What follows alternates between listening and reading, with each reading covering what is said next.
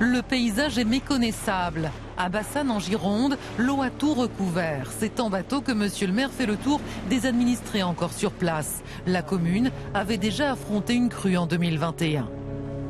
Bien sûr que ça nous inquiète parce que forcément 2021 est proche, c'est récent, c'est encore dans nos têtes et puis là aujourd'hui on est je pense au-delà.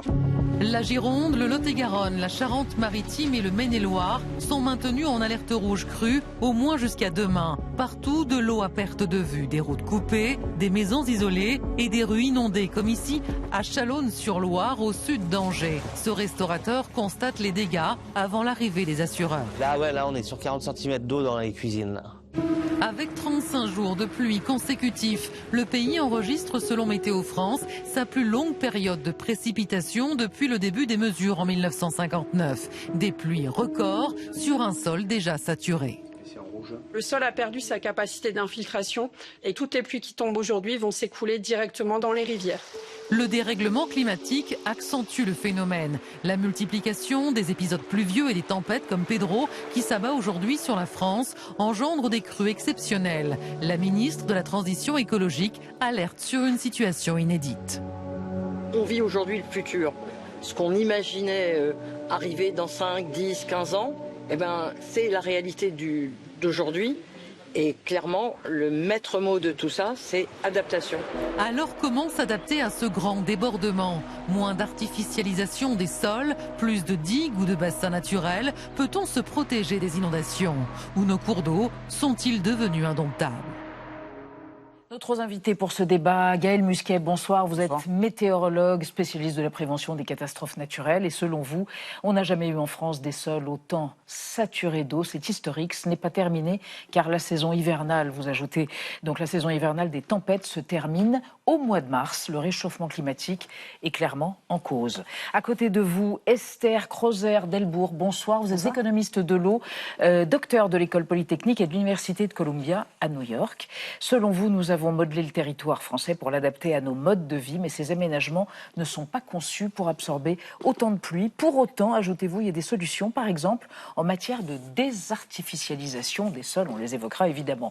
Et à côté de vous, Marie Evo, bonsoir. Bonsoir. Vous êtes architecte urbaniste, directrice du Centre européen de prévention du risque d'inondation, le CEPRI, et vous considérez que des erreurs d'aménagement ont été commises. Par ailleurs, il y a des solutions fondées sur la nature qui sont particulièrement intéressantes. On les évoquera évidemment au cours du débat, mais on va démarrer quand même pour voir la part du territoire français qui est concerné, la carte du jour. Oui, c'est celle des vigilances crues établies donc par le service national Vigicru qui date de 2006 et qui permet de prévenir le public et les autorités d'un risque de montée des cours d'eau. En rouge, vous le voyez, donc la Charente, la Garonne et la Loire en risque de crue majeure, et les départements également qui sont concernés dans une carte qui suit, le Maine-et-Loire, la Charente-Maritime, la Gironde et le Lot-et-Garonne en rouge, donc risque de crue majeure. Au plus fort, on a eu jusqu'à 88 départements qui étaient en vigilance simultanément. Esther Crozer-Delbourg, c'est une situation inédite ou pas ? Alors, ce qui est inédit, effectivement, c'est les 35 jours de pluie consécutifs qu'on n'a pas vu depuis 1959. Ça a beaucoup été dit aujourd'hui. Ce qui est inédit, en fait, c'est pas tant les pluies, parce qu'on a déjà eu beaucoup de pluie dans les 10 dernières années. 2024 avait été très fort. Ce qui est inédit, c'est la combinaison des pluies, des sols qui sont complètement saturés, effectivement, d'eau. Au début, il y en avait qui étaient trop secs pour l'avoir, pour récupérer cette eau, et maintenant, ils sont trop humides, trop gorgés pour la récupérer. Ça, plus la durée du phénomène, plus le fait que c'est au mois de février. Donc, on est en fin de recharge des nappes, tout ça, oui, c'est inédit. Et puis la violence du phénomène, oui, absolument, c'est du jamais vu. Et puis que la saison hivernale n'est pas terminée. À la lettre P, Pedro, parce que les tempêtes ont des noms par ordre alphabétique. Exactement, mais on sort de Niels la semaine dernière, qui ne nous a pas juste nous impacté, aussi le Maroc, aussi l'Espagne, le Portugal, qui ont subi. Et on a effectivement, là, sur les logiques tributaires, les premiers retours que le réchauffement climatique aggrave ces phénomènes. Plus 10% de pluviométrie, plus 5% de vitesse de vent. C'est qu'on a dépassé les 100 km/h la semaine dernière, 5% de vitesse de vent supplémentaire, c'est quand même pas négligeable. Et ces fameuses rivières atmosphériques aussi ? Alors, on a un anticyclone effectivement qui n'est pas à sa position traditionnelle, avec ce courant de jet, comme un rail. Donc, c'est des vents dans la haute atmosphère qui vont ramener. Et c'est un phénomène naturel et qui est souhaitable, parce que c'est ce qui nous ramène de l'humidité des zones tropicales, de la chaleur, et qui nous permet d'avoir des températures un peu plus douces et de l'humidité pour recharger nos nappes. Le problème, c'est que là, ces rivières atmosphériques créée par ce courant de jet focalise en fait ces pluies, cette dépression qui n'arrête pas de s'enchaîner toutes les 24, 48, 72 heures. On se retrouve avec des cellules qui nous ramènent de la pluie incessamment sur nos territoires et le sud de l'Europe. Ouais. Marie, vos conclusions, un quart des Français sont aujourd'hui exposés au risque inondation et avec le scénario de plus 4 degrés du réchauffement de la France, ça va être pire. Alors, on sait qu'on va vers des années compliquées. Et que la hausse du niveau de la mer ne nous aide pas, puisque ça va empêcher les rivières, les cours d'eau de faire leur travail, puisque c'est quand même elles qui, justement, ont l'objectif de récupérer l'eau de ruissellement et puis de les emmener dans la mer. Donc c'est vrai qu'avec ce changement climatique, c'est pas facile. Mais il faut quand même avoir une perspective historique. Quand on regarde la fin du 19e siècle, on a eu beaucoup de crues en même temps partout. Donc voilà, on est quand même... En même temps partout. En France, vous voulez dire ? En France. Tout à fait. Et donc, il y a eu des épisodes, il y avait la crue de la Loire en même temps que la crue de la Seine. Donc, et puis, il y a eu aussi des périodes dans l'histoire, en France, où on a eu, à 20 ans d'intervalle, des crues extrêmes, plusieurs crues extrêmes qu'on appelle des centennales. Donc, en fait, on est quand même un pays qui se prépare depuis longtemps. Hein, on a fait des progrès dans la prévention. Énormément. On est un des pays européens les plus inondables. Et donc, et ça fait quand même très longtemps que les collectivités, l'État travaillent. Quand on regarde le plan de submersion rapide, il date du début du XXe siècle. Donc voilà, on a des outils et ça fait quand même longtemps qu'on travaille sur ce sujet. Alors aujourd'hui, oui, on a une conjonction d'événements, mais c'est quand même quelque chose sur lequel on a commencé à se préparer. Alors il reste que ça fait beaucoup de dégâts. Hein. Mathieu Lefebvre, le ministre délégué à la transition écologique, promet une réactivité de l'État pour les indemnisations des victimes. Écoutez. On va tout faire pour que les indemnisations puissent intervenir le plus rapidement possible. Les assureurs ont d'ores et déjà été proactifs puisqu'ils ont dépêché un certain nombre d'experts. Mais en tout état de cause, l'État va tout mettre en œuvre pour que l'état de catastrophe naturelle puisse être reconnu le plus rapidement possible et pour que les assureurs puissent assurer leurs obligations légales le plus vite possible au service des Français. Esther Crozer-Delbourg, bien sûr, il y a besoin d'indemnité pour ceux qui sont victimes. Mais en même temps, est-ce que ça ne serait pas plus utile d'orienter cet argent pour le financement des travaux de prévention des inondations? Oui, bien sûr. Alors, je pense que ma collègue en parlera dans un petit moment sur la prévention. Mais ce qui est terrible là, sur l'indemnisation, c'est qu'en fait, c'est sur le temps long. On est encore en train de savoir combien on va indemniser les gens qui ont été noyés dans le Nord-Pas-de-Calais, donc il y a 1 an. C'est très, très long. Là, on va indemniser ce qu'on peut faire dans le très court terme pour la maison, pour aller dans les hôtels, pour les voitures, etc. Mais en fait, on va avoir des mois pour pouvoir évaluer vraiment les dégâts. On dit que l'île, c'est 1 milliard d'euros déjà. Exactement. Mais c'est sûr. Et c'est sûr que ça va monter. Parce qu'en fait, un agriculteur dont les semences aujourd'hui sont pourries, qui ne va pas pouvoir semer, donc on ne sait pas combien de temps ça va prendre, comment est-ce qu'on évalue ça? Les tracteurs qui ont été abîmés, les industries qui ont dû fermer, combien ça coûte un jour d'une usine qui n'a pas pu fonctionner, les maisons, l'immobilier qui du coup a perdu toute sa valeur. En fait, tout ça, ça gonfle. Et malheureusement, les fonds d'aide en France, mais comme à l'étranger, se comptent en millions, alors que là, on est déjà à plusieurs milliards. Donc en fait, mathématiquement, notre système ne tient pas. Donc oui, il va falloir faire en même temps énormément de travaux de prévention sur le long terme, et puis en même temps il va falloir aller trouver une solution pour ces gens, parce que c'est inaudible, là quand on le dit ici, de se dire écoutez, vous allez être indemnisés, puis on verra dans quelques mois ce qui se passe. Et puis surtout, on répare. Vous travaillez à travers votre organisme avec des élus locaux. Tout à fait, c'est une association, le CEPRI est une association de collectivités qui se sont unies pour donc plus d'une centaine de collectivités qui sont un peu le fer de lance de la prévention de l'inondation. On a coutume de dire que c'est les premiers de la classe, ils innovent, ils travaillent, et en fait ça fait des années qui travaillent sur ces sujets-là. Donc, on sait ce qu'il faut faire et comment il faut le faire. Mais c'est fait, quand vous dites on sait ce qu'il faut faire. Mais bien sûr, on a des plans d'action de prévention de l'inondation, on a beaucoup de choses qui sont mises au point, et il y a de l'argent aussi pour travailler. Par contre, il y a des choses qui sont longues. Quand on parle d'aménagement du territoire, c'est long, parce qu'il faut négocier. Mais moi, ce que je voulais dire par rapport à ce que vous venez de dire, c'est ce qui est le drame, c'est de réparer sans adapter. Et là, c'est ce qu'on vit malheureusement de plus en plus. On a beaucoup travaillé dans les Hauts-de-France depuis 2023 avec nos membres, et ils nous disent souvent, mais on va être obligé de réparer sans adapter parce que l'adaptation coûte trop cher. Mais non. Par exemple. Mais oui, donnez-nous des exemples concrets. Ah ben, il y a depuis la parcelle, donc la maison, jusqu'au territoire, les réseaux de transport et puis les zones d'activité économique, il y a tout un panel de choses qu'on peut faire. Les maisons, on peut adapter, donc il y a déjà pas mal de choses de faites. Pas forcément. On peut aussi laisser l'eau rentrer et s'adapter adapter la maison et se préparer à les solo-rentrer. On peut mettre des bâtards d'eau à certains endroits.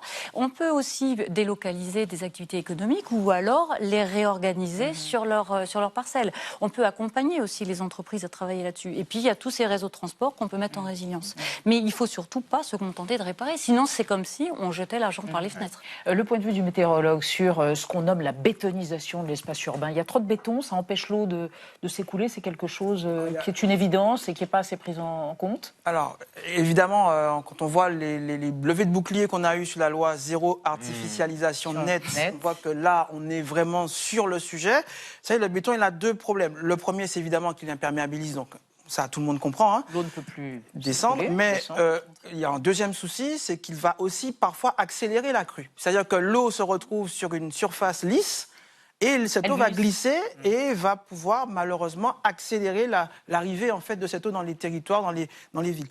La ripisylve, vous savez, c'est l'espace naturel, c'est toute la végétation qui a sur les bords des cours d'eau. Quand on a enlevé tous ces arbres, toute cette végétation, eh bien, vous savez, on enlève la capacité naturelle du cours d'eau à ralentir, parce que cette ripisylve, elle va stocker, elle va ralentir, elle va absorber l'eau, elle va aussi permettre d'abriter des batraciens, des insectes, de la biodiversité, tout ce que vous voulez.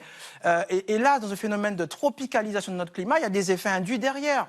Des moustiques, par exemple, Aedes albopicus, Aedes aegypti. Quand vous avez moins de batraciens et d'insectes qui vont manger ces moustiques, ben, ce sont des Français qui sont piqués et qui contractent des maladies tropicales qu'on n'avait pas avant. Zika, chikungunya, etc. Donc, vous voyez, quand on perturbe comme ça avec le béton des surfaces, vous avez des effets induits qui dépassent même la simple inondation, même si c'est déjà un problème complexe à gérer. Esther Creuser-Delbourg, qu'on comprenne bien, quand une zone est inondable, est-ce qu'on ne construit rien ou on peut continuer à construire avec dérogation?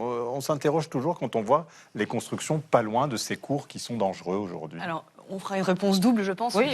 Ce qui est intéressant, c'est effectivement sur la partie inondation. Déjà, on voit que quand une zone va passer en zone non constructible parce qu'elle est inondable ou parce qu'elle est trop près des côtes, en général, on voit une hausse du nombre de demandes de permis de construire parce qu'on se dit, hop là, il faut absolument m'y mettre avant que je ne puisse plus y aller. Et qui sont octroyés, ces permis de construire? Alors, ça dépend où. Et en général, c'est plutôt près des littoraux, etc. Mais c'est vrai qu'on l'a vu dans les dernières années. Donc, on a un rapport au risque qu'il faut changer. Et souvent, d'ailleurs, on se dit, bon, c'est pour dans 50, 60 ans, etc. On verra plus tard. Et la deuxième chose, c'est qu'effectivement, on ne se rend pas compte de la valeur des sols. Pour faire écho, c'est qu'un sol, si c'était valorisé, ça vaudrait plusieurs millions d'euros, un hectare, par tout ce qui nous rend comme service, notamment la capacité à capter de l'eau. Il le fait gratuitement. Hein. Il faut vraiment mettre un mot sur le fait que c'est gratuit. Ça capture de l'eau, ça va recharger les nappes phréatiques s'il y en a, ça crée de la biodiversité, de l'agriculture, ça rafraîchit en été, Dieu sait qu'on en a besoin, et surtout ça capture du CO2. Alors qu'à côté, on dépense des fortunes pour aller capter du CO2. Donc quand on bétonise ça, c'est ridicule. On ne laisse plus les sols travailler. C'est comme si on brûlait de l'argent, tout simplement, pour un billet de 100 €. Voilà. Donc c'est important, ces sols. Alors, on va évoquer avec vous trois et avec Fanny un idéal urbanistique, la ville éponge, c'est ça ? C'est tout à fait ça. Alors, vous connaissez le principe d'une éponge.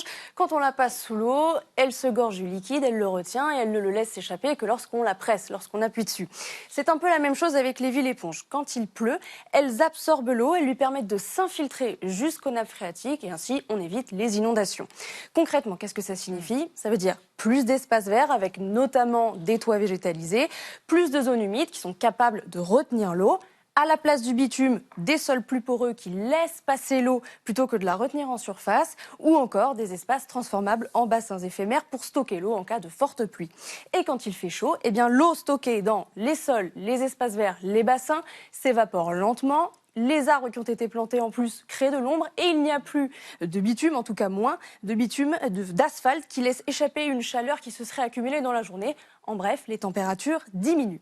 En France, certaines villes s'adaptent déjà, à l'image des Mureaux dans les Yvelines, où depuis 20 ans déjà, la mairie transforme le quartier Molière, c'est quand même un quart de la surface de la commune, en vaste espace vert avec à la place des caniveaux goudronnés des fossés, avec encore des écoles qui sont végétalisées de la cour au toit. Désormais, aux Mureaux, toutes les rénovations envisagées doivent obligatoirement suivre ce modèle. Marie-Évo, est-ce que ces villes éponges auraient suffi à contrer, empêcher ces crues records de ces derniers jours ? En fait, il faut bien comprendre d'où vient la crue. La crue, c'est de l'eau, comme vous l'avez dit un petit peu tout à l'heure, c'est de l'eau qui n'arrive pas à s'infiltrer. Donc, on n'a pas que des villes partout, on a aussi beaucoup de champs. Et il faut que nos champs agricoles, nos forêts, rendent service, justement, et ne soient pas trop compacts. Donc, il y a déjà un gros travail à faire là-dessus. Donc, ça, c'est en amont du bassin versant. Mais attendez, quel travail, concrètement, les champs, les forêts? Le travail, c'est de changer, par exemple, certaines pratiques agricoles pour qu'on compacte moins les sols. C'est aussi avoir des cultures hivernales et puis différentes façons de cultiver. Et donc ça se discute avec les agriculteurs. Une autre chose qui se discute avec les agriculteurs, c'est les champs d'expansion de crues. Donc avant d'arriver aux villes, il faut aussi travailler sur l'amont du bassin versant. Et donc, comment est-ce que l'agriculteur est d'accord pour... bien sûr, il est... De ce que vous savez, sont-ils d'accord de manière majoritaire? Ça avance. On a, par exemple, en région Île-de-France, on a un gros travail de fait en ce moment sur les champs d'expansion de crues, justement, avec des... On parle de services rendus par les agriculteurs qui sont rémunérés.